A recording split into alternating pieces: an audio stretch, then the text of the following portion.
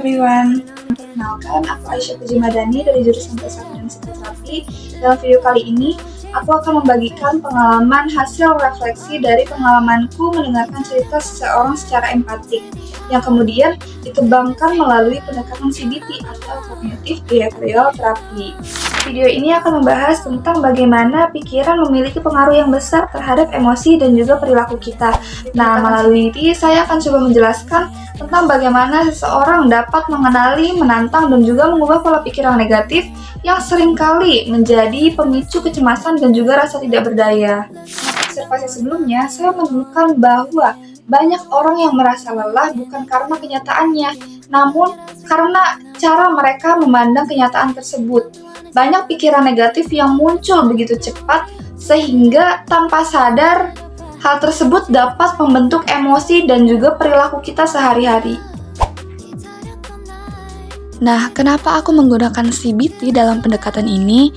Karena CBT atau Cognitive Behavioral Therapy itu sangat relevan dengan pengalaman mendengarkan sebelumnya.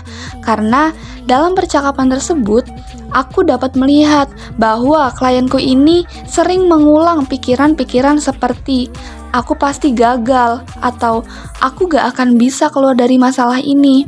Nah, pikiran-pikiran seperti itu adalah bentuk distorsi kognitif yang bisa memperkuat rasa cemas dan juga rasa rendah diri. Dengan CBT, aku belajar bahwa setiap pikiran negatif bisa diuji dengan direstrukturisasi, sehingga klien dapat melihat situasi dari sudut pandang yang lebih realistis dan juga menenangkan. Lalu, ketika seseorang merasa, aku selalu gagal, langkah pertama dalam CBT adalah mengidentifikasi pikiran negatif tersebut. Langkah kedua, menantang pikiran tersebut dengan pertanyaan-pertanyaan seperti, apa benar aku selalu gagal? Apa ada situasi di mana aku berhasil? Jika teman dekatku yang berpikir seperti ini, apa yang aku katakan padanya?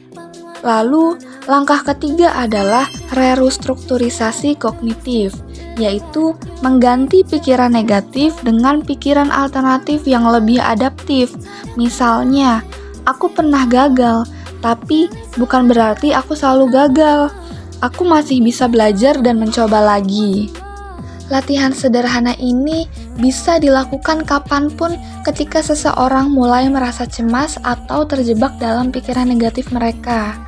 Dalam konteks mendengarkan, sebagai pendengar, aku bisa membantu klien menyadari pola pikirnya dengan cara yang reflektif, bukan dengan memberi saran ataupun nasihat, tapi dengan pertanyaan yang menuntun mereka untuk berpikir lebih jernih. Saya ingat ketika pertama kali belajar tentang CBT, saya merasa sangat sulit untuk mendengarkan orang lain.